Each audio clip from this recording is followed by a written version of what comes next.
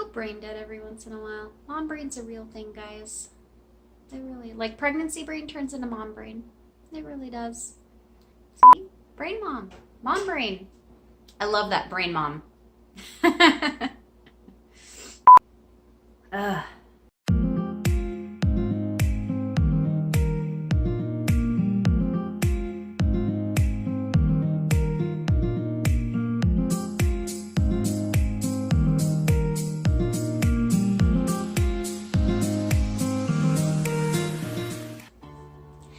Hey guys, welcome back. In this video, I am going to be using my fridge as my inspiration for my prepping this week. Most of it, pretty much all of it, is going to be for dinners, not so much for lunches, but everything that I do have can be turned into lunches. So you just have to prep it. You can cook it the night before and you can prep it for however many days you need. This is definitely one way you can prep things, is use what you already have in your fridge and your pantry, and then make excess for your lunches and everything like that. We are going to Brazil in a week, so we are trying to use up as much as we possibly can in our house, and anything that ends up becoming perishable, we're going to send off to Jesse's parents. We know that they've been really busy with their house that they're remodeling and trying to get it ready to be sold and everything. So we know that they'll really appreciate any type of extra food and things like that in our house. So definitely gonna do that. All right, you guys, I hope you enjoyed the video. If you do, please like the video, consider subscribing, and I would absolutely love to read some comments down below. So have a good one, guys, and enjoy.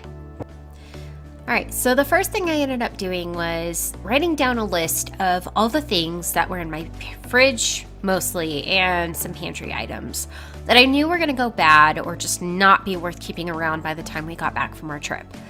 And using that list, I ended up making meals, numbering them, and then also writing the number next to the ingredients. That way I could keep track of the quantity of what I had and what was already being used. So that way I wasn't trying to plan multiple meals using the same exact ingredients and realizing, crap, I don't have all these ingredients. What the heck do I do now? So I ended up doing that, and then certain ingredients that I knew that I have plenty of, I ended up using multiple numbers on. So that way I wasn't wasting anything and I was utilizing everything to the best of my ability. And eventually, I think maybe around, right about now, I also end up making snacks based on the things that I had as well. So that way I knew that I was maximizing the variety of things that I was doing, and I was labeling my snacks with like sub letters with them. So like all my meals are 1, 2, 3, 4, 5, and then all my snacks are like 1A, 2A, 3A, and so on. And then once I had an adequate number of meals all ready to go, I wrote down a list of things that I didn't have on hand that I knew were going to get used up for the meal prep. And I went to the store, grabbed what I needed, and came back home. And so first off, I started off with making my granola because I had never made that before, and I wanted to make sure that I had everything I needed and everything.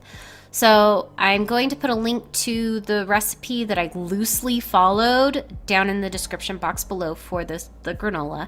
And you're welcome to add whatever or subtract whatever you like to it. Came out really well. I would happily make this all over again. So I put the oats into a bowl. I ended up getting old-fashioned oats, which isn't exactly what I wanted, but it turns out it didn't really matter. And I am adding a half cup of sliced almonds, pecans, and walnuts. The pecans and walnuts I chopped up a little bit finer because they were just too big and chunky and I didn't want that much. And then I'm trying to use up my honey. And so I'm putting that into a bowl. And then I'm going to add, I used avocado oil because that's what I had on hand.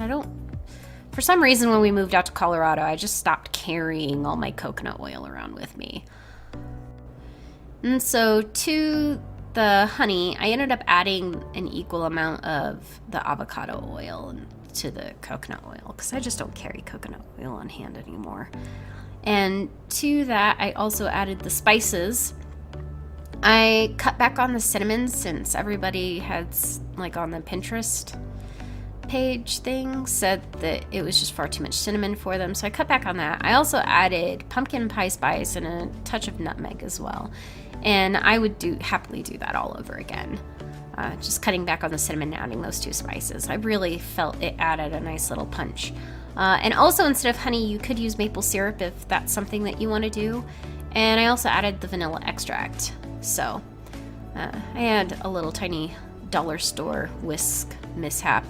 I really like the whisk, but I don't know, love-hate relationship. So I mixed it together, added it to the oat mixture, and then I used the red tasty spatula to get everything I possibly could out, and I gave everything a really good mix. You want to make sure it's all mixed really, really well together before you put it on your sheet pan.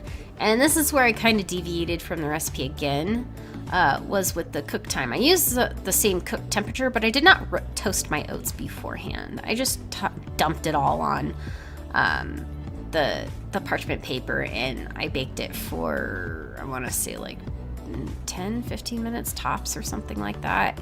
And you just spread it out evenly. So just keep an eye on it and you'll be fine. So sorry for my cold. All right, so next up I am working on my sausage and peppers and onions and stuff. So I had some leftover sausages. They're already the pre-cooked. They're like sausage and apple or something like that, whatever I had on hand. And I am cutting up the bell peppers and just adding them, just using whatever I had left over in my fridge. So you just want to take all those bell peppers, and I just cut them up into strips. You can dice them if that's what you prefer. And then I was saving some of the reserves for a snack later on. So any of the thicker pieces especially I was putting off to the side. Getting to be, choosy, which is nice. And then I took my onion, cut off the ends, cut it in half, peeled off the top layer, and then I just sliced it up. And I added half an onion. And I like to peel all the layers apart for my onions first before I add them to stuff if I'm going to be cutting them up this way. It's just what I prefer. You can do whatever you want. Alright, so you're just going to add the rest of the onions to the bag, and then you just zip it up and put it away. Next up, I am working on a stir fry. So I just pulled up a Pinterest stir fry sauce recipe, and I'm just loosely going off of that. My bag didn't want to stay because I didn't install it properly. I actually really, really love these Ziploc bag stands. They have made my meal prepping super, super, stupid easy. And I'm just adding all the things to the little bag for the sauce, which consists of brown sugar, soy sauce I'm using aged. Looks like some red pepper, powdered ginger, sesame oil, and let's see, that looks like ginger, and I have a cat in my face, and some garlic. Thank you, Yuki. And you just put all that in a little baggie. Use whatever kind of stir-fry sauce you like. And then I have some frozen chicken in the bag, and then I tried fitting everything in there, but I realized that wasn't going to work, so I just cut open the bags of the vegetables, dumped those in there, and then added my frozen chicken and my sauce mixture to the bag, and then I was able to easily close it up. So next up, I am working on my beef and vegetables. So I'm cutting up the rest of that onion, splitting it apart because that's what I really like. I feel like it saves me more time in the long run. I had some extra squash and zucchini in my fridge, so I kind of just cut that up into half moons, about like a large ½ inch, maybe 3/4 inch thick, something like that. Whatever you're comfortable with. I had some leftover broccoli, so I dumped that in there. I added some red pepper flake and oregano to it. Really, really good, simple combination. And then some garlic too, so I feel like it came out really, really good. And then you just added the frozen meat that was marinating in there, and then you just let everything defrost in the fridge. It's super easy. This is my Brussels sprouts and cream chicken. I put the frozen chicken and the shredded Brussels sprouts in the bag already, and then I am baking up some bacon. I prefer to do this in the oven. Yeah, my oven gets, giant mess, but I don't really care. So after that's done baking, and through the magic of editing, my bacon is all cooked, and I'm gonna chop up about half. The 2 extra crispy pieces my husband and I enjoyed munching on, so that was good. And then the bacon that we didn't use for the recipe, we ended up snacking on too. They got used for breakfasts and things like that. So you just add some cream, like heavy cream and Parmesan cheese and some garlic to the Brussels sprout mixture while you're cooking it, and it came out really, really good. Like, my husband loved it. Oh my goodness. So it's super easy to make. And then next up is the taco bake. And I had some leftover, like the extra large burrito sized tortillas is what I had left over. And I had some leftover, taco bowl mixture type stuff that you see in the little black container. And I kind of just used it all to make kind of what I labeled as a taco bake. There's no meat or anything, but there's a lot of protein and everything because there's beans and things like that in here. So this could actually be a really good vegetarian meal if, that's something you're into. And I don't know if it's vegan or not, but I'm sure that there's some, oh no, it's not vegan because of the cheese. But I'm sure that there's a way you can make it vegan if that's your thing too.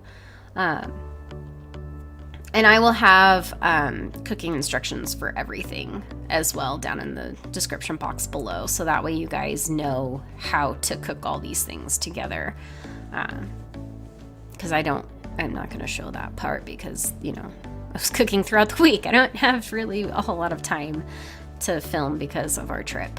But I just layer everything with the taco sauce that acted as my enchilada sauce. Came out really, really good. And then I'm using this Verdes, I think is the brand name. It's like a salsa, but it's their avocado guacamole type salsa. I don't know. It's really, really tasty and it's really spicy. And I'm just layering everything all together, and then I'm topping it off with the taco sauce and cheese. And I did a big boo-boo. I 100% forgot that I had wrapped saran wrap on the top of this thing. And I kind of just took it from my fridge and stuck it in the oven with the tin foil on top. And, yeah. Luckily, the Costco saran wrap doesn't melt. It was kind of a miracle. I was super stoked and happy. I just peeled it right off of the Pyrex and it came right off, no issues. So just know that if you accidentally forget to take your Costco's, I can't vouch for any other brand, but Costco saran wrap didn't melt in my oven at 350. So next up I'm working on some snacks. I cut up the half of cucumber I had left over, and I split it up between 2 mason jars. And a really good way to keep your vegetables fresh, like especially cucumbers, carrots, and celery, is just pour some cold water on top, and that helps keep them fresh longer. So I tried out some different size cups, and these little 2-ounce condiment cups are what worked best for just the regular, I think these are pint sized. I'm not really good with volume measurements like that. And also this cold is making me kind of derpy. So I added one of the 2-ounce cups to the bell peppers. And then I did that fun little Pinterest trick. It's actually kind of a pain a little bit. Because the normal fruit cups just don't work with those. I think you need like the extra wide mouth ones. I also had some celery, so I'm cutting that up, and I end up adding a third celery stalk just to make sure that I had enough volume in there and enough for the 2 ounces of this really interesting hummus. It was a white bean hummus that was sriracha carrot. It was really good and kind of spicy, and I really liked it. So I'm just doing the trick again to keep everything all separated. And the other snack that I made was this grapefruit and watermelon. I didn't want anything to go bad, and I was really trying to use everything up. This would be a really good snack for like me and my daughter during the day. She absolutely loves watermelon. So I was measuring out serving sizes, which was 128 grams. I got this scale from Walmart. It was maybe $15, $20, and it has worked really, really well for me. So a little bit temperamental, not really the easiest thing to use. I really liked the color of it. I chose style over function, but it still works really, really well. And so I divvied the portions out for that, and then I cut the watermelon in half and then used the small side of a melon baller. I found this one at Bed Bath & Beyond, and it works really, really well. But I am just balling out the watermelon and divvying it up between all of the little cups. And I got through one whole half, and then I had to use the top layer of the other one in order to fill everything up. And then you just put the lids on them and set them aside, and they're good to go.